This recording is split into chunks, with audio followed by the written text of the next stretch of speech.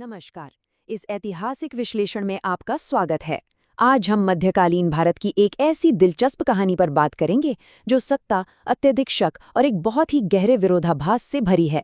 दिल्ली सल्तनत के इस पहले राजवंश ने भारत के इतिहास की पूरी दिशा ही बदलकर रख दी थी।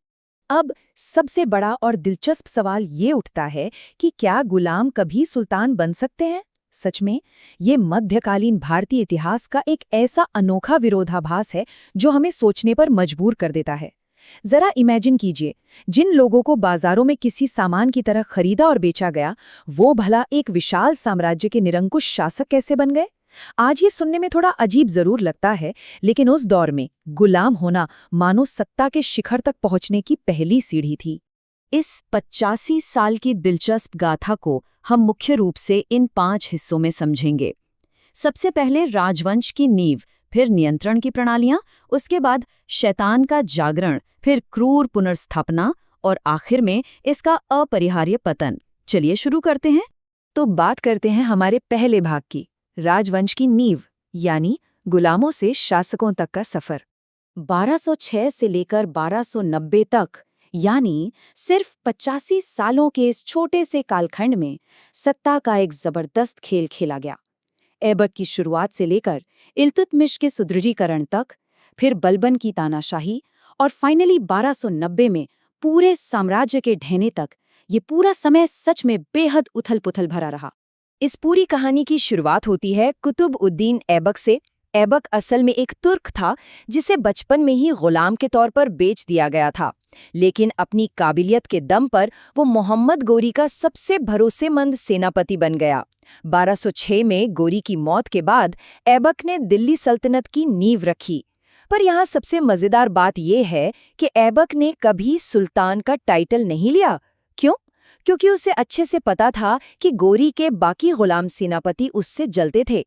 इसलिए बगावत से बचने के लिए वो महज एक मलिक या सिपह सालार ही बनकर रहा। काफी स्मार्ट कदम था, है ना? अब आगे बढ़ते हैं दूसरे हिस्से की तरफ, जो है नियंत्रण की प्रणालियां, यानी इल्तुतमिश का सत्ता ढांचा। शासन को सही से चलाने के लिए इल्तुतमिश ने इक्ता प्रणाली की शुरुआत की। ये नए साम्राज्य की सबसे महत्वपूर्ण प्रशासनिक और आर्थिक रीढ़ साबित हुई। इसके तहत हुआ ये कि साम्राज्य की जमीन को छोटे छोटे हिस्सों में बांट दिया गया, जिन्हें इक्ता कहा जाता था। इसे ऐसे समझिए जैसे किसी को नकद सैलरी देने के बजाय जमीन का एक टुकड़ा दे दिया गया हो। ये जमीनें सेना के अधिकारियों और रईसों को दी जाती थीं, जो वहां से टैक्स वसूलते थे और बदले में सुल्तान के लिए एक आर्मी मेंटेन करते थे।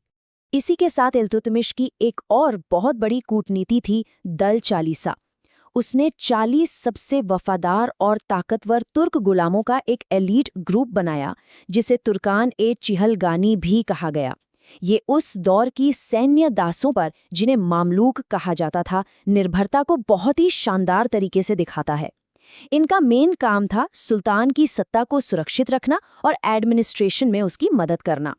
एक तरह से ये सुल्तान के सबसे भरोसेमंद बॉडीगार्ड्स थे। लेकिन इसके बाद जो हुआ वो और भी हैरान करने वाला था। हमारा तीसरा भाग है शैतान का जागरण, किंग मेकर्स का युग।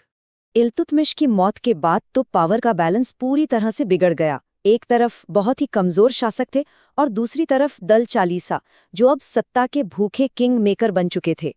रजिया सुल्तान जैसी काबिल शासिका ने इस गुट की ताकत को तोड़ने के लिए गैर तुर्कों जैसे जमालुद्दीन याकूत को ऊंचे पद देने की कोशिश की, लेकिन जाहिर है ये बात तुर्क अमीरों को बिल्कुल बर्दाश्त नहीं हुई।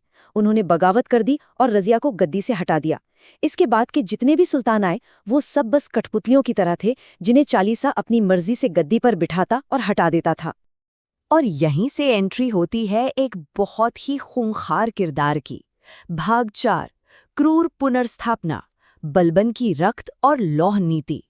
इतिहासकार जियाउद्दीन बर्नी के शब्द इस दौर की भयानकता को बहुत सटीक ढंग से बयां करते हैं।